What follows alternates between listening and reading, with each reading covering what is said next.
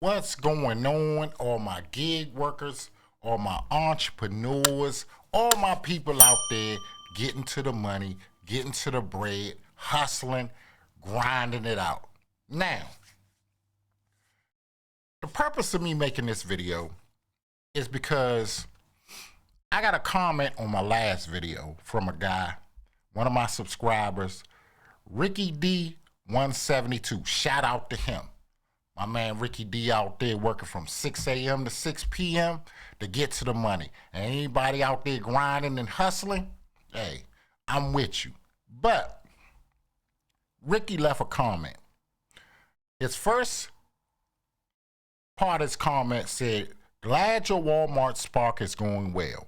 My market has gotten horrible, only sending 3 to 4 offers per day if you are in the parking lot from 6 a.m. to 6 p.m., hoping it changes soon." Now, in his market, he's saying it's kind of slow. He's not really getting no work. Then somebody commented under him and said, "Man, sorry to hear that. Are you in touch with other sparkers in your area? Is it slow for them too?" Which I thought, was a pretty good question. Ask other people, see how their experience is in your area with, Walmart Spark. He responded, "I've gotten in touch with others. It's been super slow for all of them except one apparently. I haven't talked with him, but apparently 1 out of 10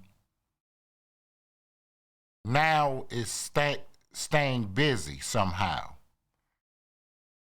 The rest of them are about to quit and go and get W-2 jobs," meaning going to get regular JOB, punch a clock, right?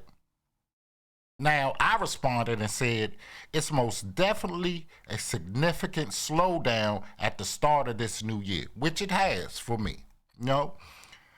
I'm only able to reach my $200 a day goal by using multiple apps, when last year I got that on Spark alone with no problem. Now, this is the thing.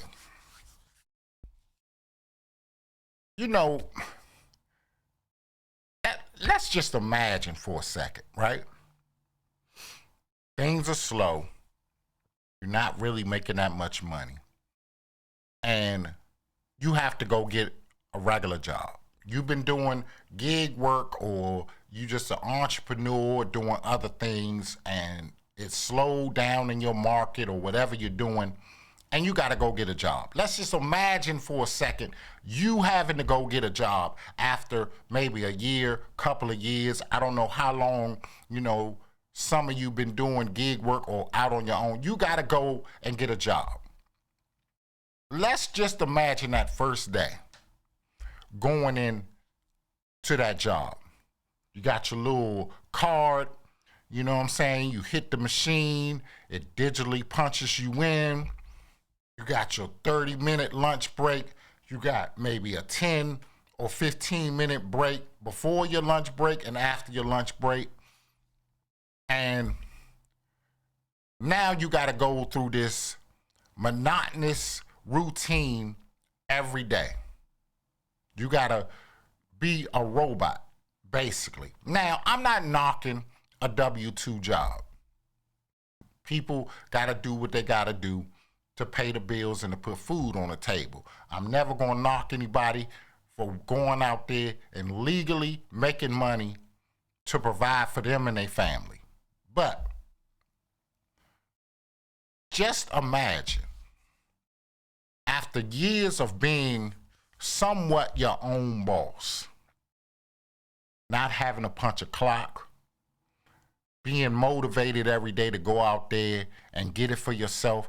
And I'm going to be a little raw in this video. Going out there, getting the money for yourself, and some days it sucks donkey ass. Now, I'm not going to sugarcoat it, because working for yourself, whether it's gig work, whether it's some other entrepreneurial endeavor, it's not easy. It sucks a lot of the time. The gratification I get out of it is that I can call my own shots. I don't have to wait for the boss man to see me, performing around the job. I might get a raise, or based on the economy, I'm going to stay the same. They might give you a 3% bump, a 10% bump in the cost of living raise every year, or whatever the case may be. Now, I come from the world of having to work a regular job. I worked in a plant for 11 years. Now, anybody that has worked in the plant knows that is the most monotonous job you can get, especially if you're working on an assembly line. You're doing the same task over and over. Now, luckily for me, when I started working there, I didn't work on the assembly line. I worked in the worst department in the whole plant. In my department, we die casted motors. You had these big old die casts. It's probably the size, farther than I could stretch my arm, which was one of the dies, and then you had two of them. Hot metal shot in there, closed up, opened up, robot go in there and get the part, bring it out, this, that, and the other. You had to get the excess metal off the engine block, put it away, so they could assemble the rest of the motor, right? Now, this department, when it was cold outside, it was cold in there. When it was hot outside, it was hot in there. So nobody wanted to work in here. So luckily for me, working in this department, there was always room for advancement because people were always quitting. So I made it to a floor supervisor. My responsibility was to keep the machines running, programming the robots, stuff like that. So when I left, I made pretty good money. I made like, $40-something thousand a year. But here's what made me go strike out on my own and start my business on the side while I was still working my regular job. I had built pretty good relationships with a lot of the guys that worked on the maintenance crew, different individuals, supervisors, whatever.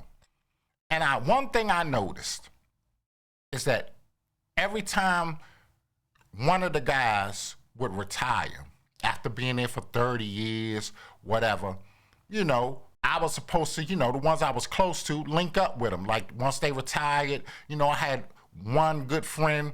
He built a garage behind his house. He had a lift and everything. He knew I was a mechanic. So, hey, come on by the shop. We can do this. He was working on an old school car. So, I got pretty busy with my job and my, side hustle. He died. Okay. Another guy I knew retired. There for 30-something years. He was only continuing to work there because he had bought a brand new Ford F-150. He was like, I only owe $6,000 on this truck. I'm going to pay off this truck, and I'm going to retire, and I'm going to go live on the beach or wherever he was going to do. Okay, he paid off his truck. He retired. Week later, he died. So I was like, I don't want this for me. I don't want to work for the same place year after year, day after day. And then when I retire, the clock is ticking. I got to get up out of here. So in 2019, I decided, hey, I'm out of here. I'm gone.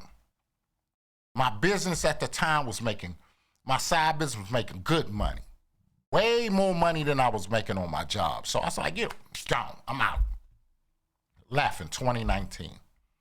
Well, let me tell you how I started gig working. 2019, I left. That first year in 2020, my business made $130,000 that year. Hey, good money. I was killing them. Life was beautiful. Well, I'm going to take it upon myself to do my own taxes in 2020. I'm gonna do my own taxes. I even got, you know what I'm saying, a little tax book. You know what I'm saying? This one is the 2021 version, but I got another one around here. Small business taxes for 2021.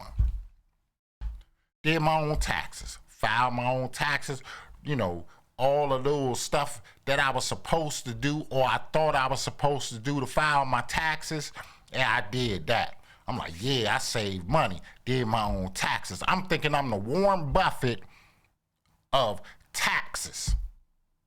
After one time, I'm thinking I'm a CPA, just superhero. Okay. Months go by, I get a letter from the IRS. IRS say, hey man, you ain't pay us enough bread. You owe us some more bread.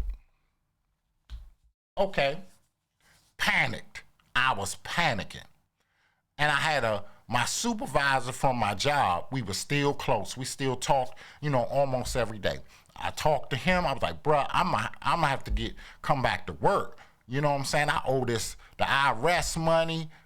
You know, I don't know how I'm gonna pay them and continue to make a profit on my business. I was panicking, right?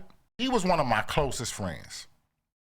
He said, look, you're the only person I know of that stuck by his business, went out there on his own and became successful.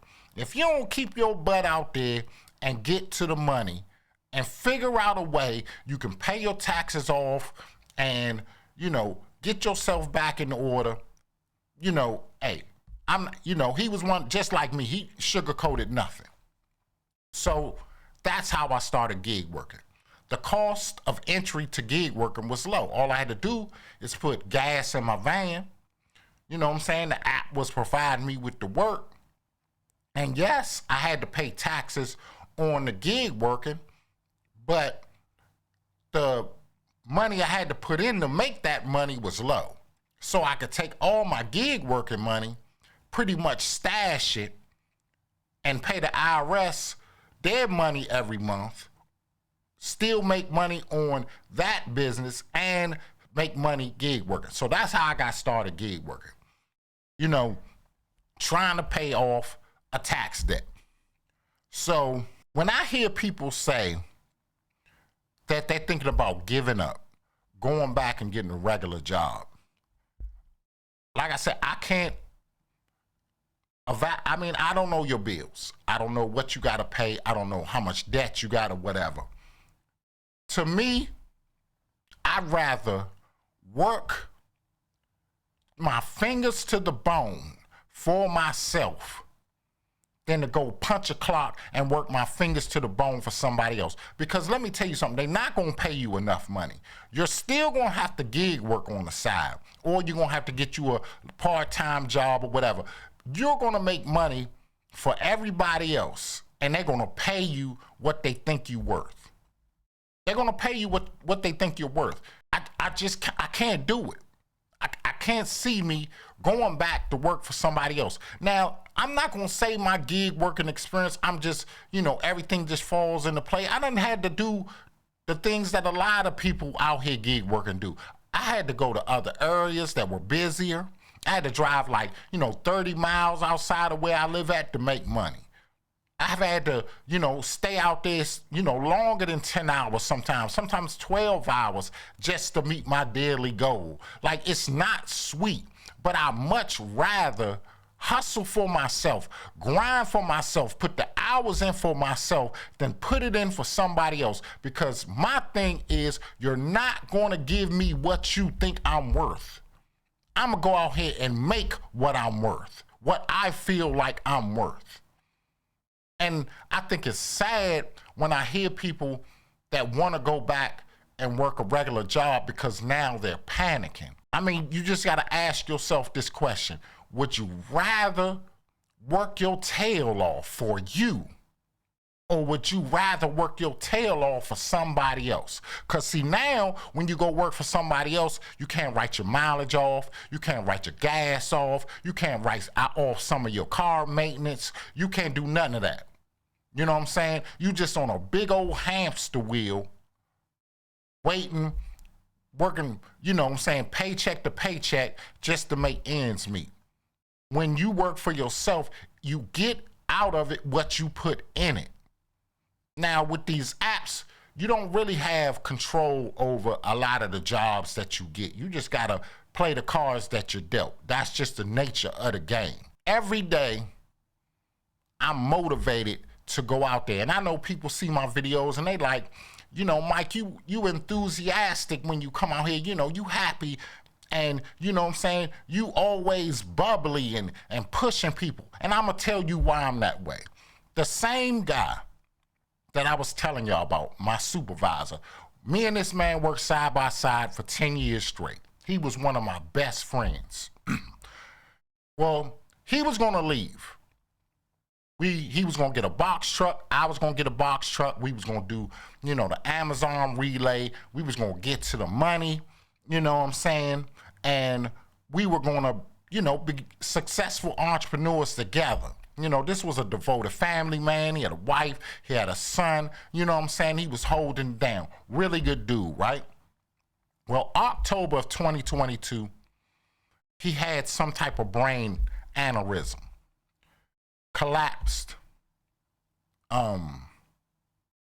went into a coma, and died. 40-something years old, gone.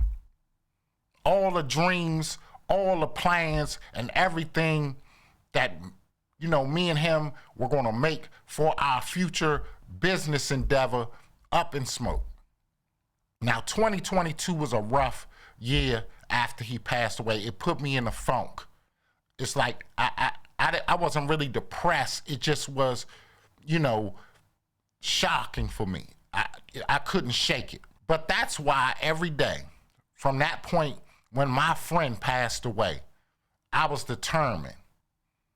Like he is like part of the reason why I go so hard, because I feel like I would let him down if I was to give up every day.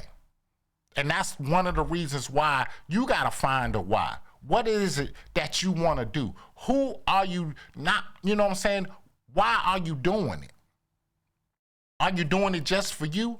Or do you have other people depending on you to be successful? Do you have other people, you know, looking at you as a template or a role model so they can go out here and do it? You know what I mean? So, I just find it sad when people come out and they get that entrepreneurial spirit, that sense of independence, and now you're willing to throw it away because it's a few bumps in the road. Hey, man, it's going to be bumps. It's going to be bumps in the road when you punch a clock, because it's going to be some people at work that you don't like. I guarantee you, they're going to get on your nerves, and you're going to remember back when you worked for yourself and you ain't had to deal with this crap. You know what I mean? You know, I'm a social person, but I'm about my business. You're going to remember, you know, how, you know, you didn't have to raise your hand or, hey, Mr. Supervisor, can I go take a pee-pee? When you had to use the bathroom on your own, hey, you just went to the bathroom. And it's just, you just got to tough it out. You got to tough it out. Now, to my man, Ricky D, you know what I'm saying? He having app issues. You know, they not giving him the work. He putting in the hours, they just not giving him the work. But you got to find sometimes a way to pivot, the way to, you know, make your next move. Now, I'm very regimented. Every move I make, it's in my calendar. I got a Google Calendar. I know what I'm doing every day, every hour of the day. I know every appointment. Like, it's not by luck or happenstance that certain things happen for me. It's because I keep track of everything. I keep track of my time. I keep track of my money. You know what I'm saying? I'll whiteboard it out on a program called Canva when I get an idea. I'll brainstorm. That's what it takes. That's what it takes. You got to go hard in these streets. You got to go hard. Freedom is not free. Believe me, you're going to have to pay with blood, sweat, and tears. But hey, I made this video because if you're thinking about going out here and getting you a 9 to 5, like I said, I don't know your bills. Just think about it. Would you rather grind for you and your family or grind for somebody else? Make them rich. Send their kids to good colleges. You know what I'm saying? Or would you rather have a legacy where you can generate the income you want to generate and pass that down to your children, your grandchildren? You know what I'm saying? When you gone, they be like, granddaddy or grandma, they worked hard. And now I'm going to work hard because I seen them do it. But that's my little short story. That's my video response to the comment that was left. And I hope, Ricky, you know what I'm saying, things turn around for you. I hope that, tomorrow is a better day, that all the jobs come for you. You know what I'm saying? But, hey, bruh, just tough it out, man. Tough it out. Grind it out. Do whatever you got to do because the alternative is way worse. Believe me. Go get a job. No, I challenge you. Go get a job. I want you, go get it. And I guarantee you, after a week, you be like, you know what? I can't do this. I'm out. I'm telling you. It's working for yourself. It's way too much freedom to do what you want to do and manipulate your income the way you want to manipulate it. But that's it for this video. I said, y'all stay safe. Y'all keep grinding. Y'all stay motivated. Y'all, put that work in. And until next time, I'll see y'all in the next video. It's not personal, Sonny. It's strictly business. It's strictly business. It's strictly